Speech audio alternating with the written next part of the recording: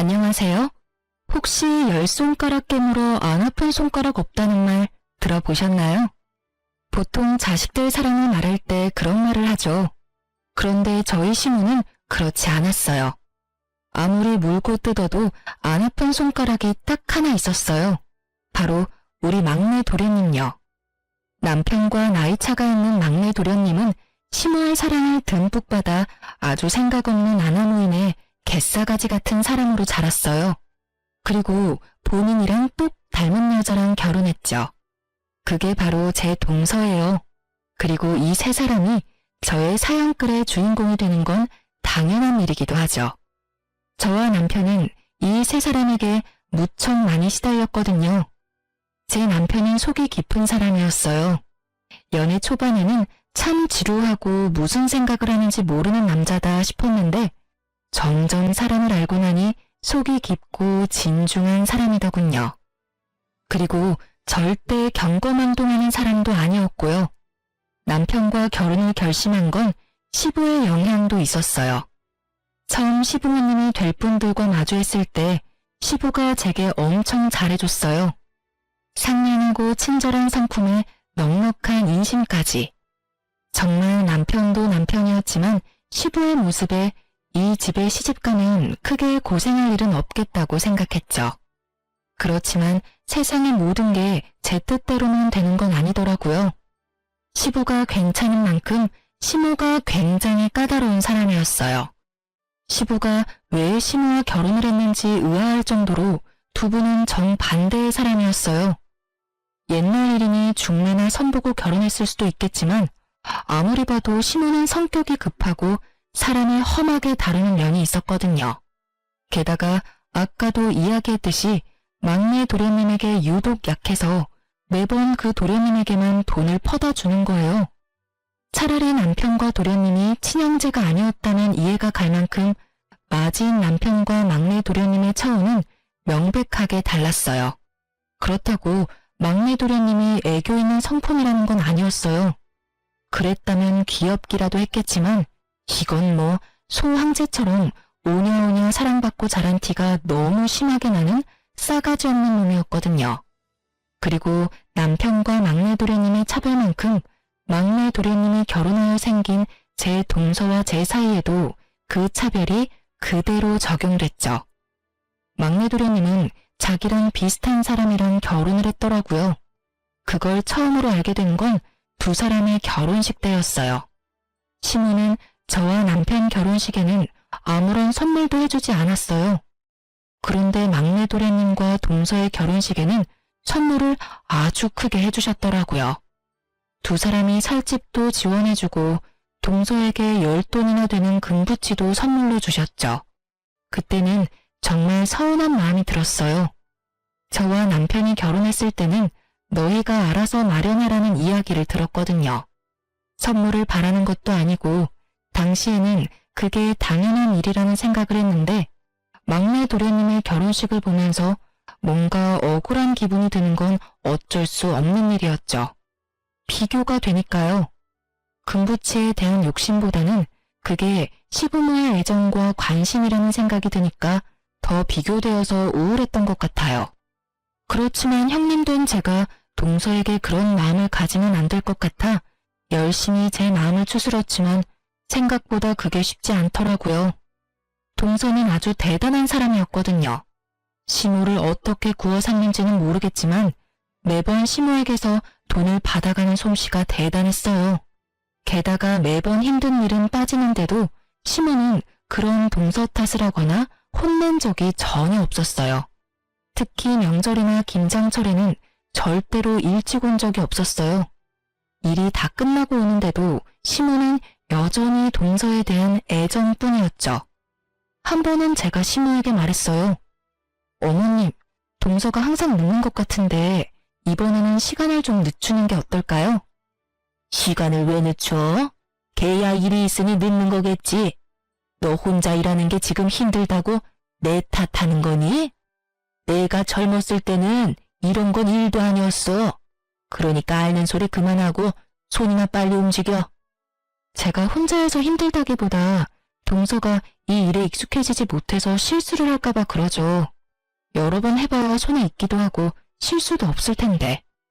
지금 남 실수 신경 쓸 때니? 너야말로 열심히 좀 해. 넌 매번 하는데도 실수하고 모른다고 하지 않니? 바쁜 사람 괜히 신경 쓰이게 하지 말고 어서 움직여 어서. 매번 제 이야기는 묵살당하기 일쑤였죠. 그게 너무 억울했어요. 그렇게 답답한 마음을 안고 지내던 어느 명절 전날, 저는 시부 혼자만 있는 시댁에서 열심히 요리 준비에 여념이 없었어요. 설날 차례상을 준비하고 손님 대접 음식까지 하려면 손발이 모자랐어요. 시모는 아침부터 나가고 없었어요. 몇 번째인지 모를 명절 전날 아침 출타였어요. 시모는 제가 명절 준비를 하러 오면 본인은 집을 나갔어요. 잠깐 외출한다고 하고요. 그러고는 연락두절이 되었다가 저녁에나 집에 돌아왔죠.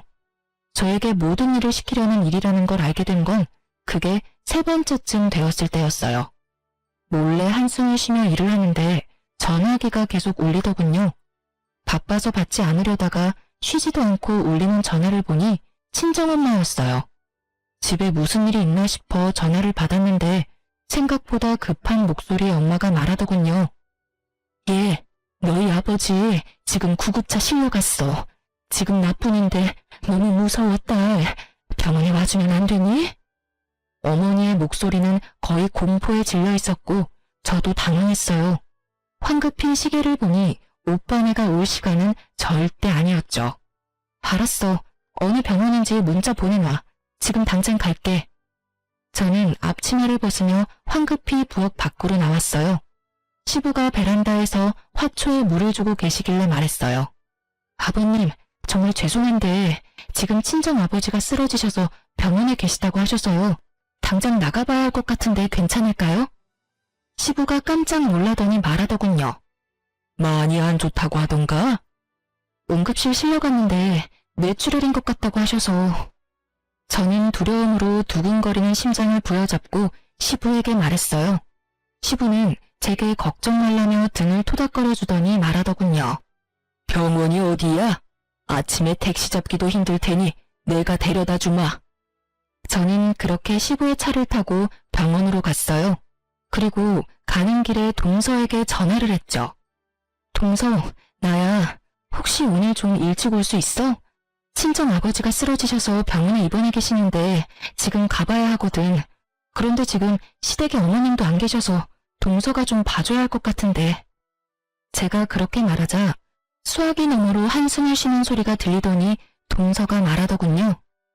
네, 알았어요. 제가 가서 볼게요. 고마워 동서. 시댁 현관문 도어락 비밀번호는 알지? 내가 장은 다 봐놨고 밑준비하다가 나왔으니까 그렇게 양이 많지는 않을 거야. 오늘만 좀 부탁해. 솔직히 이렇게 말하는 것도 지금 생각하면 웃긴 일이었지만 그때는 저도 참 순진했었죠. 한 번도 명절 준비를 하러 오지 않은 사람한테 부탁을 하다니.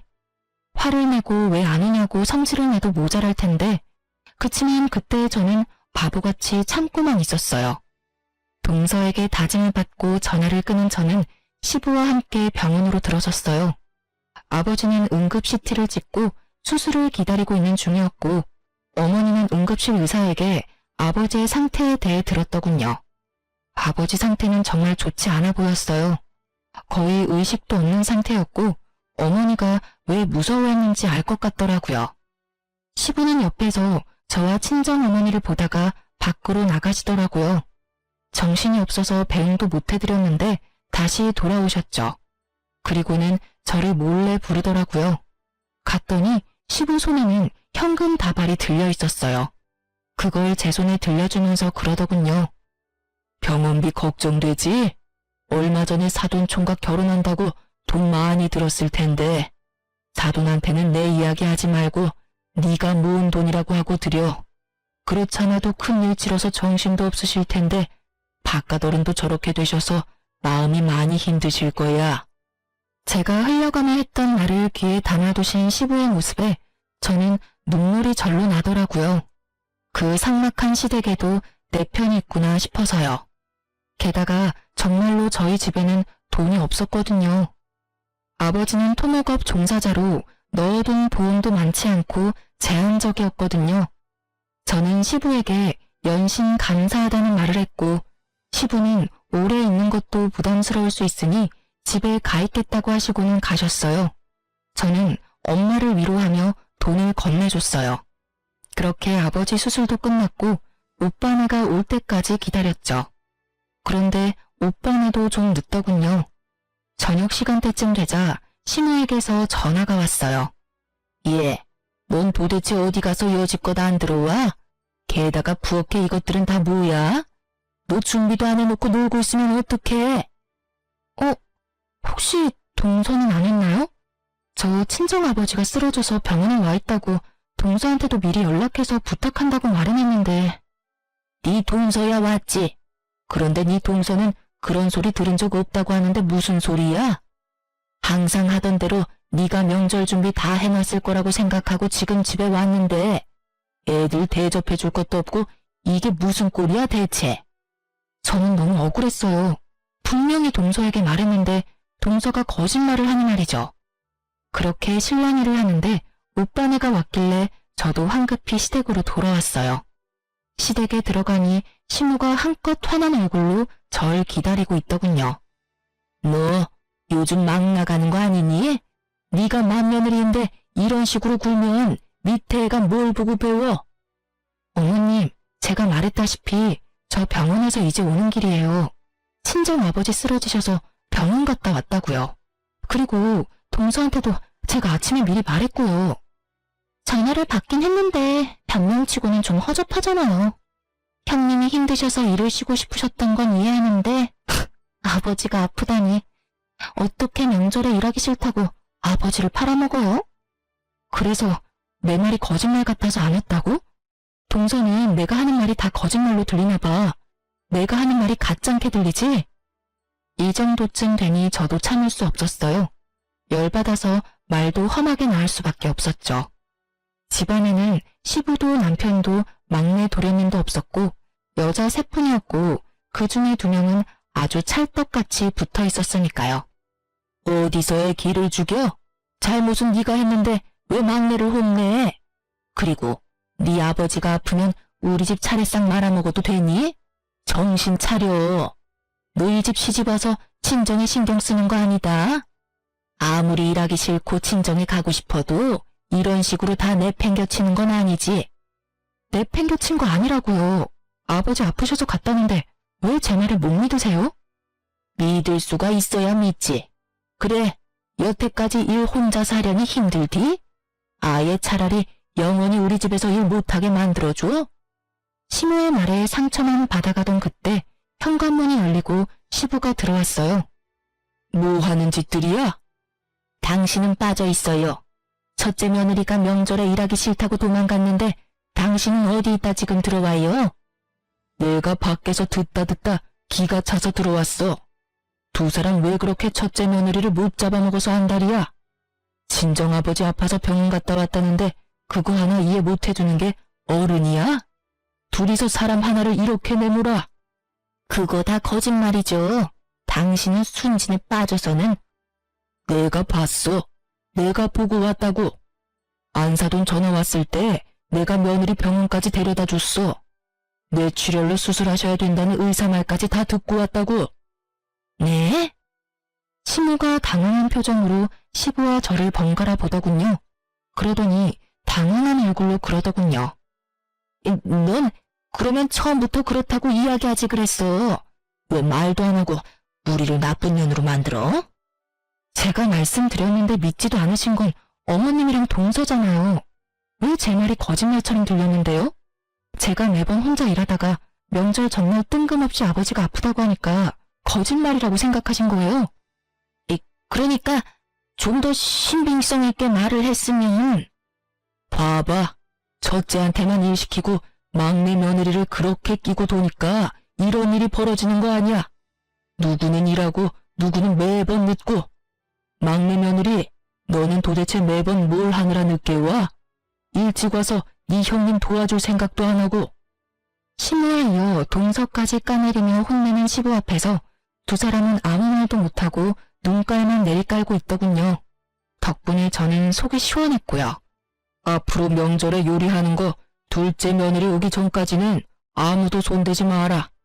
요리는 다 같이 모여서 하는 거야. 알아들었어? 시부의 그 말 덕분에 동서는 꼬박꼬박 일찍 오게 됐어요.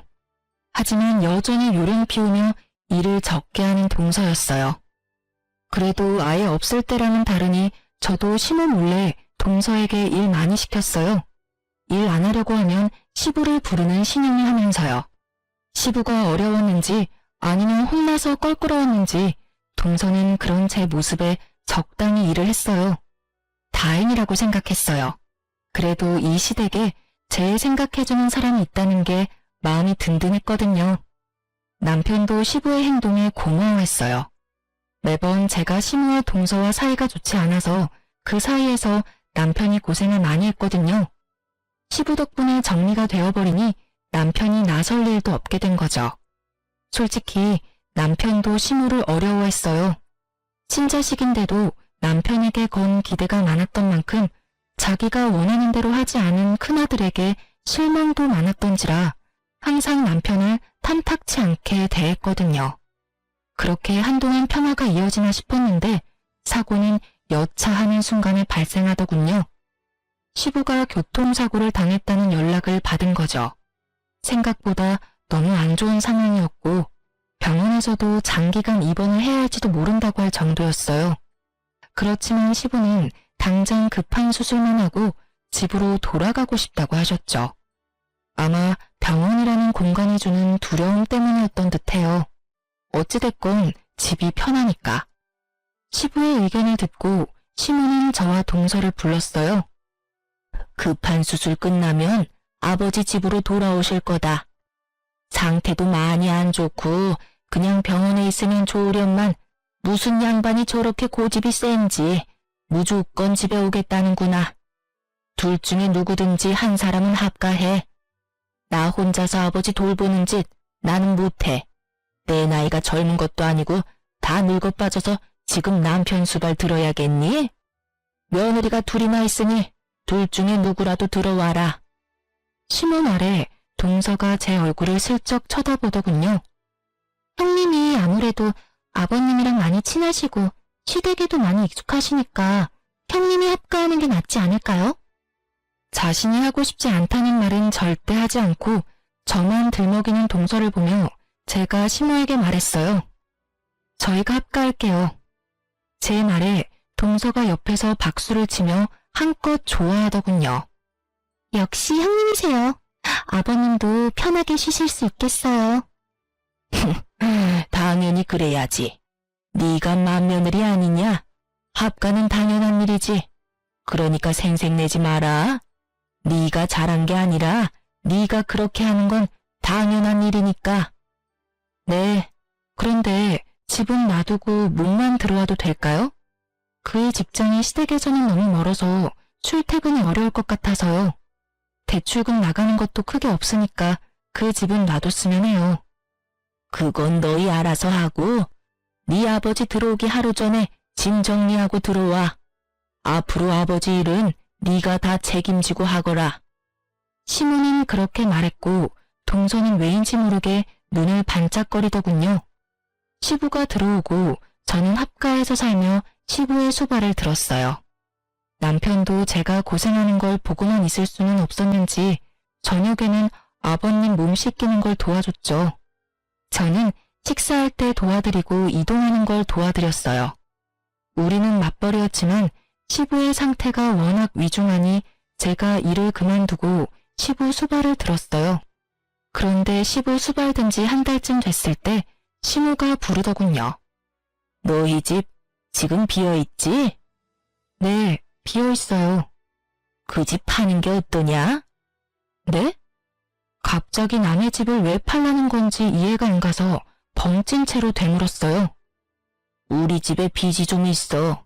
그거 팔아서 빚을 좀 갚으면 될 것 같아서 그래. 어차피 안 쓰는 집인데 팔면 어떠니? 어머님, 그 집은 팔지 않기로 했어요. 남편 직장에서 가깝기도 하고 아이를 위해서 신중하게 고른 곳이기도 하고요.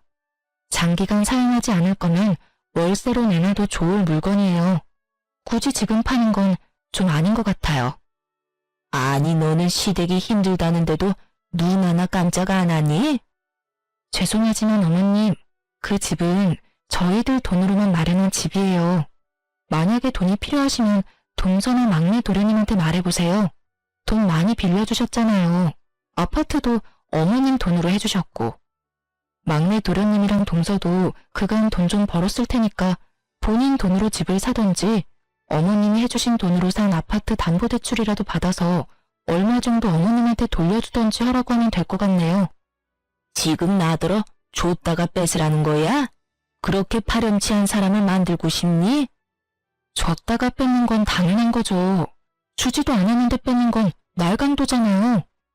제 말에 시무 얼굴이 확 굳어버리더군요. 하긴 기분이 좋지는 않을 테죠. 날강도라는 말을 들으면 누가 기분 좋겠어요.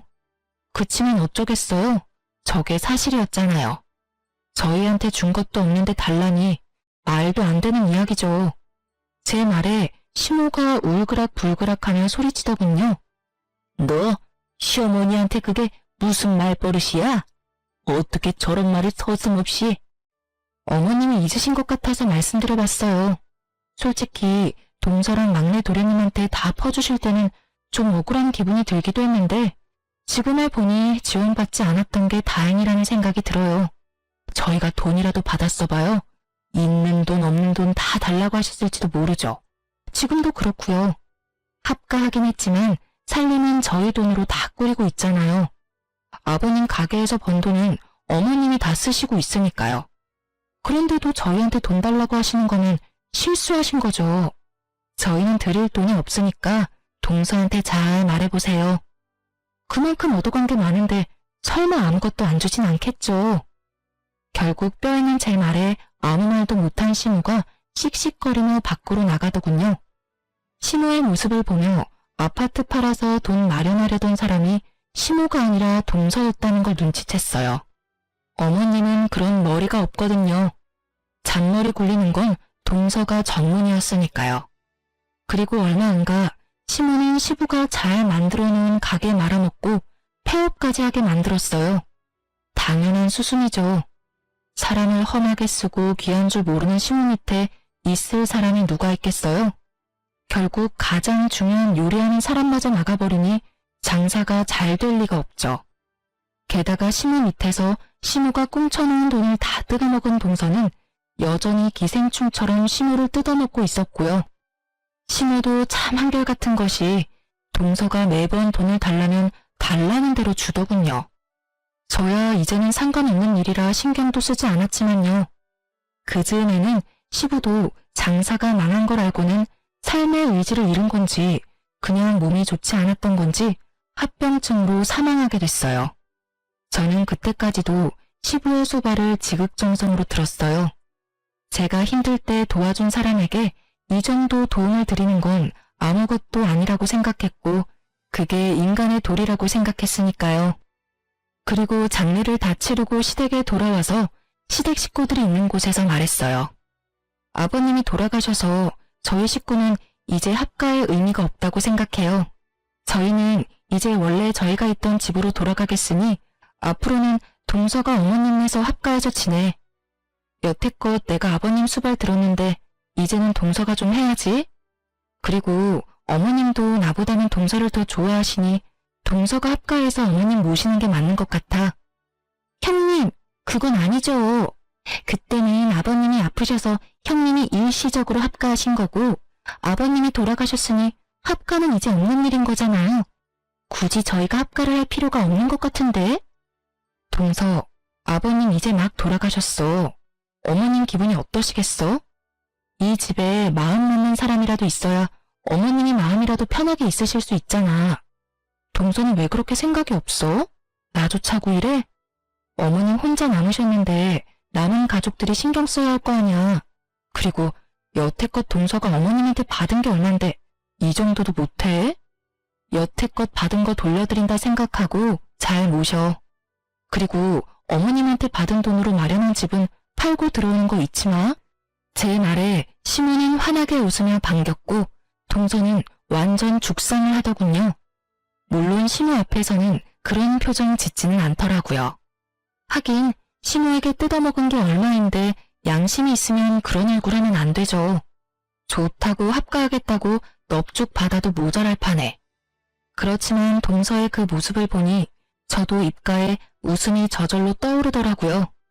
앞으로 고생하게 될 동서의 미래가 머리에 자연스럽게 그려졌으니까요. 결국 동서는 시모의 압박으로 집을 팔고 시댁으로 들어오게 됐어요. 그리고 집 판 돈은 시모에게 흘러 들어갔죠. 시부의 장사가 망해서 폐업했다고 했잖아요. 그것 때문에 빚진 게 좀 있었거든요. 결국 그 빚 갚는데 돈이 다 들어가는 바람에 아무것도 없이 시댁으로 들어온 거죠. 저희는 시모와 연락을 끊게 됐어요. 자연스레 그렇게 된 것 같아요. 그쪽도 저희한테 관심이 없었고 시부가 없는 시댁은 저희가 관심이 없었죠. 시부의 재산은 시모에게 넘어갔어요. 시부 명의의 집과 가게였죠. 저희는 그런 거 관심 없었어요. 우리 힘으로 만든 집이 있었으니까요. 그리고 시부의 수발을 들던 중에 시부에게 한 가지 언지를 받은 게 있었어요. 시부가 돌아가시기 전에 저한테 그랬어요. 며느라가 내가 내 욕심에 병수발 시킨 것 같아 미안하다. 아버님, 제가 하고 싶어서 하는 거예요. 저희 집 힘들 때 도와주신 것도 아버님이시잖아요. 저는 아버님에게 어떻게든 도움이 되고 싶어서 합가하기로 한 거예요. 그러니까 그런 말씀 마세요. 그래, 내가 보니 네 시어머니가 장사를 다 말아먹고 있더구나. 10년 넘게 같이 일하던 직원도 잘라버리고 내가 죽고 나면 이 집에 제대로 남아있을 재산이 없어. 재산 없으면 뭐 어때요? 집만 있으면 어떻게든 사라져요.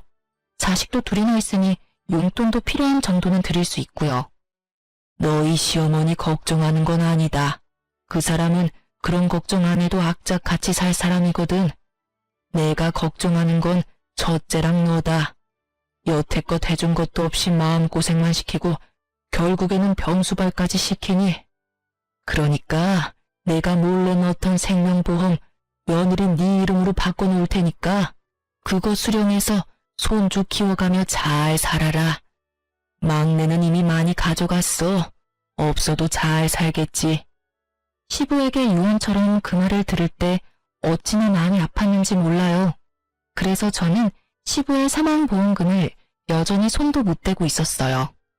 수령은 했지만 쓰기가 미안하고 아까운 기분이 들어서요. 시모와 동서는 모르는 돈을 받았으니 시모가 시부 유산을 나눠주던 안 나눠주던 상관하지 않았어요. 그렇지만 시댁에서는 난리가 났더라고요. 시부의 재산이 얼마 안 된다는 걸 알게 된 동서가 본성을 드러내기 시작했거든요. 시모 곁에 붙어서 입안에 혀처럼 굴며 단물 쓴물 다 빼먹던 동서가 이제는 시모가 아무것도 없다는 걸 알고 홍대하기 시작한 거예요. 저와 연락 한 번 없던 시모가 처음에 전화 왔을 때 두 사람이 어지간히도 틀어졌구나 짐작할 수 있었어요. 예, 내 말 좀 들어보렴. 내가 얼마 전에 수영교실을 가기로 했거든. 그런데 준비물이 생각보다 많더라고.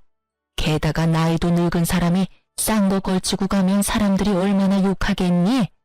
그래서 수영복이랑 수영장에 갈 준비물 산다고 돈 좀 달랬더니 세상에 문화센터에 네 동서가 전화해서 취소해버린 거 있지? 뭐 저런 애가 다 있는지 모르겠어. 게다가 아침 저녁으로 식사도 안 하고 음식도 맛없고 청소도 안 해서 뭐라 했더니 어머님이 집에서 쉬고 계시니까 어머님이 좀 하세요 라고 하더라니까. 이 정도면 사람이 바뀐 거 아니니? 어떻게 나를 감쪽같이 속일 수가 있어? 동서가 좀 너무하네요. 어머님이 동서한테 얼마나 잘해주셨는데 가방도 사주고 집안일도 안 할 수 있도록 빼주고 집도 사줬는데 말이죠. 혹시 돈 빌려주실 때 차용증 받은 건 없으시죠? 그거라도 있으면 어떻게든 되지 않을까 싶은데 그래도 가족끼리 그런 걸로 이야기하는 것도 좀 그렇긴 하죠. 제 말을 듣던 시모가 갑자기 조용히 뭔가 생각하는 것 같더니 급하게 전화를 끊더군요. 그래도 급하다고 저한테 네가 대신 자기를 돌보라는 말은 안 하더군요. 하긴 한번 해보니 저와 시무가 얼마나 맞지 않는지 알게 됐으니까요. 그리고 그 뒤에 남편을 통해서 알게 됐어요. 시댁에서 시무와 동서가 돈 때문에 난리 났었다고 하더라고요.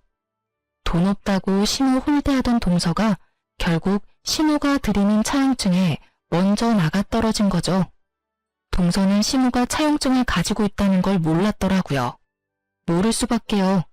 어머님이 아들을 통해서 받아두셨더라고요. 아버님이 악착같이 살 거라는 말이 빈말은 아니었던 거죠. 동서가 시무에게 원룸 하나 얻어줄 테니 따로 살자는 말을 했을 때 시무가 차용증을 들이밀면서 그 돈 다 갚으면 나가준다고 했다더군요. 처음 보는 차용증과 자기를 부양하라며 악쓰는 시무 모습에 동서도 진절머리가 난 모양이더라고요.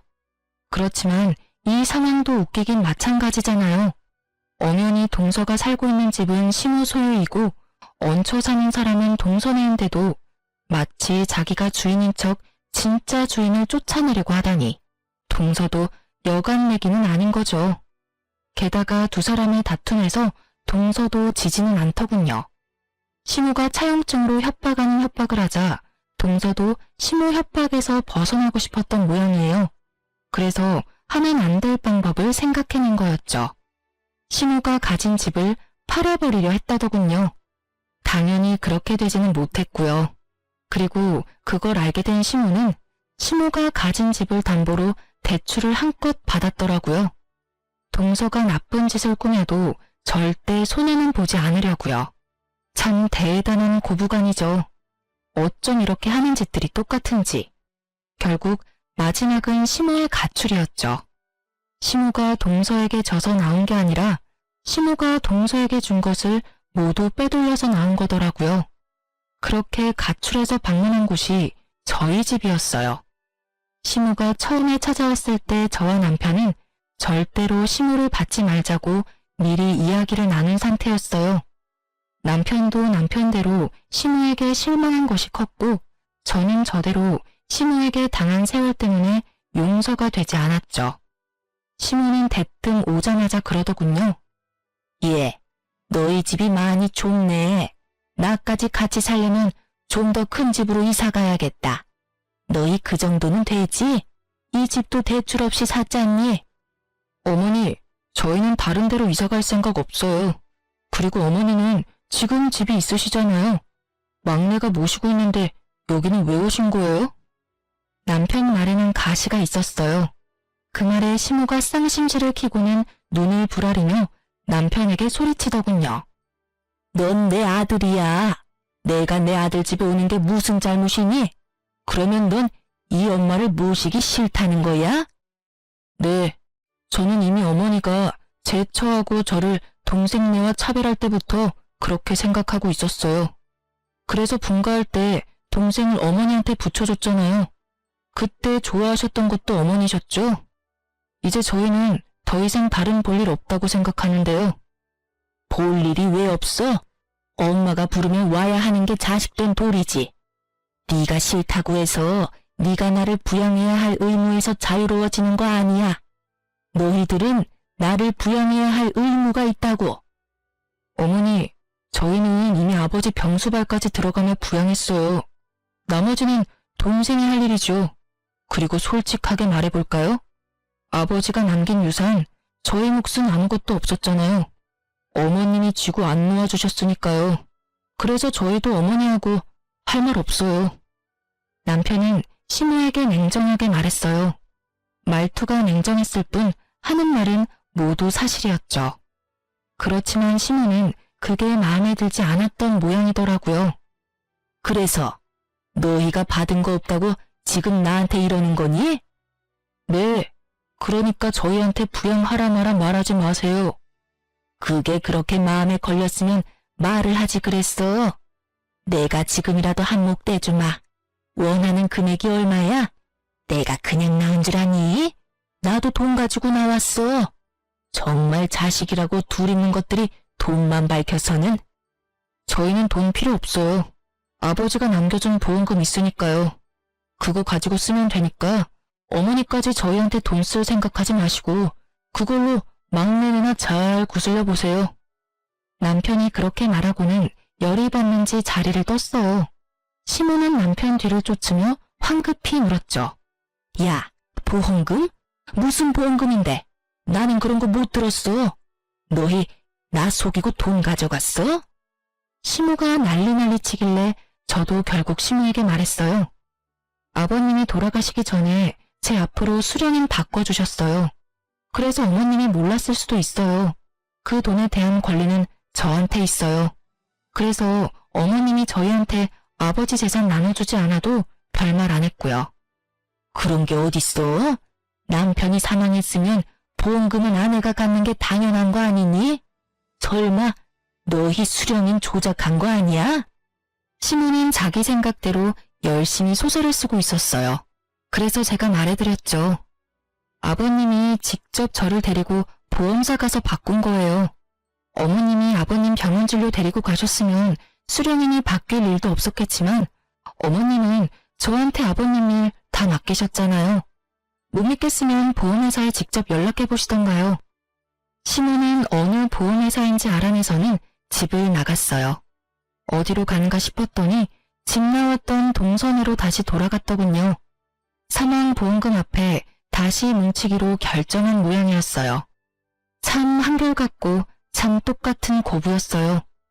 결국 동선에도 시부가 남긴 보험금에 대해 알게 됐죠. 그리고 두 사람은 번갈아가며 저희 집에 찾아와 저희에게 돈 내놓으라며 난리를 피우더군요. 남편은 평일에는 항상 늦게 오는지라 이 사람들을 만날 수 없었으니 결국 이들을 상대하는 건 저였어요. 그리고 저는 더 이상 참지 않았어요. 돈 내놔. 네가 뭔데 우리 남편 보험금을 가져가? 그 보험금 내 거라고. 그래요. 형님이 무슨 수로 아버님 깨어내서 보험 수령인 바꿨는지는 모르겠지만 저희는 그거 용납 못한다고요.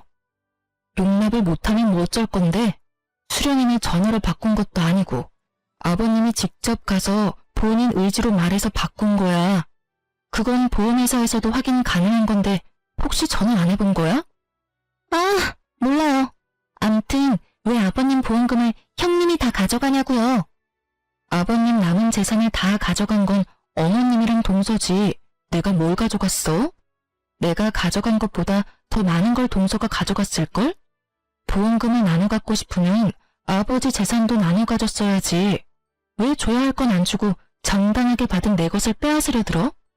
하긴 그 나물에 그 밥이라고. 어머님하고 똑같이 동서도 날강도네. 칼만 안 들었지 아주 협박하는 수준이 대단하네. 뭐라고요? 말 다 했어요? 그리고 재산 나눌 것도 없었어요. 빚만 가득해서 쥐뿔도 없었는데 무슨?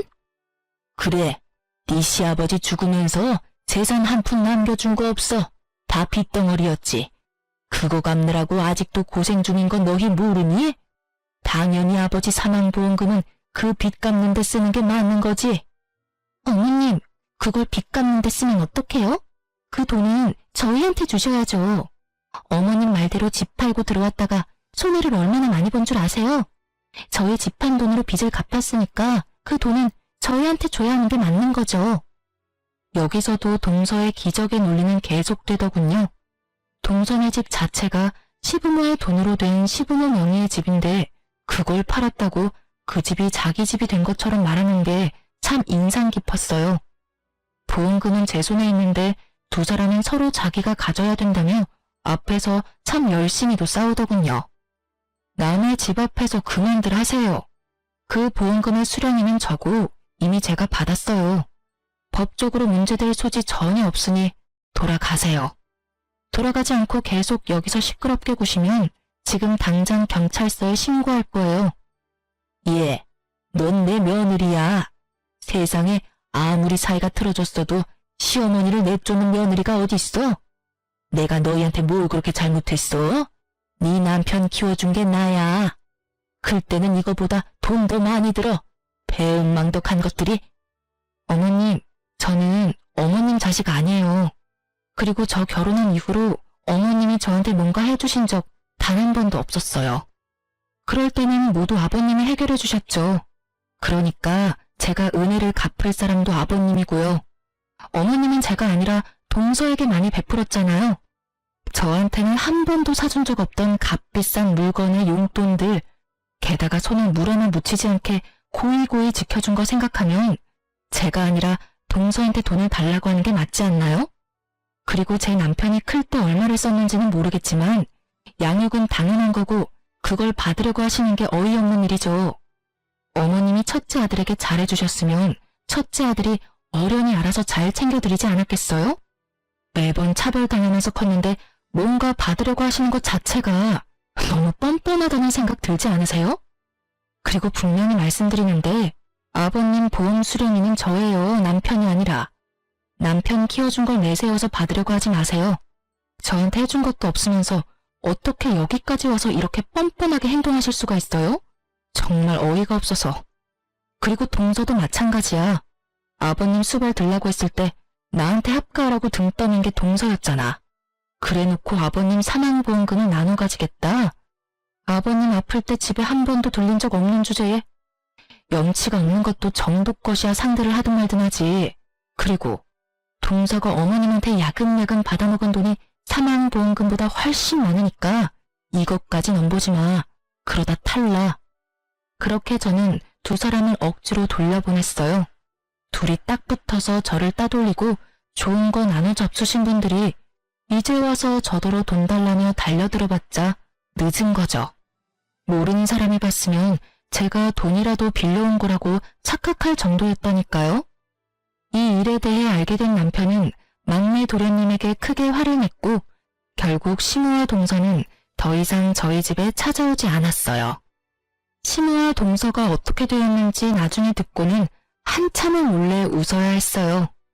동서와 막내 도련님은 결국 시모를 요양원에 보내버렸어요.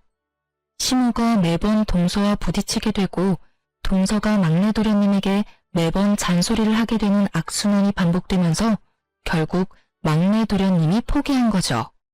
게다가 그때쯤 고관절 골절로 병원에 입원하게 되었으니 요양병원에서 요양원으로 자연스럽게 이동시켰더라고요. 동서에게 이것저것 퍼줄 때는 이런 결과를 전혀 예측 못했겠죠. 그리고 동서는 시모를 내보내고 아주 잠깐 자유를 만끽한 듯 하더라고요. 지금은 누구보다 바쁘게 지내고 있고요. 동서와 막내 도련님이 자기를 요양원에 집어넣을 거라고 예상한 시모가 막내 도련님 카드로 돈을 한껏 빌렸더라고요. 그뿐이면 다행이죠. 저번에 시모가 저희 집에 왔을 때 시댁집을 담보로 대출까지 받아왔었잖아요. 시모가 그 돈들을 아무도 모르는 자기 통장에 다 넣어두고 내주질 않았더라고요. 그 탓에 동서와 막내 도련님은 어거지로 자신들의 앞으로 된 대출금을 갚느라 개고생 중이더라고요. 시모 명의의 집 대출금은 엄밀히 따지면 동서네가 빌린 대출은 아니지만 동서네가 그 전에 살던 집을 팔고 시댁에 들어왔으니 나가면 딱히 갈 곳이 없잖아요. 그래서 지금 있는 집이라도 지키려면 억지로 그 돈을 다 갚아야 되는 거였죠. 발등에 불 떨어진 그쪽 집안과는 다르게 저희는 평범하고 평온하게 잘 지내고 있어요. 두 사람은 사람을 함부로 다룬 벌을 받고 있는 거겠죠. 그래서 그런지 요즘은 뿌린 대로 거둔다는 말이 마음에 확 와닿아요. 자기가 싼 똥 열심히 치우는 두 분 덕택에 오늘도 선량한 마음으로 관대한 마음으로 사람들을 대하고자 노력하고 있으니 이럴 때는 두 사람에게 감사한 마음도 드네요. 제 시댁 이야기는 여기까지입니다. 지금까지 긴 사연 읽어주셔서 감사해요.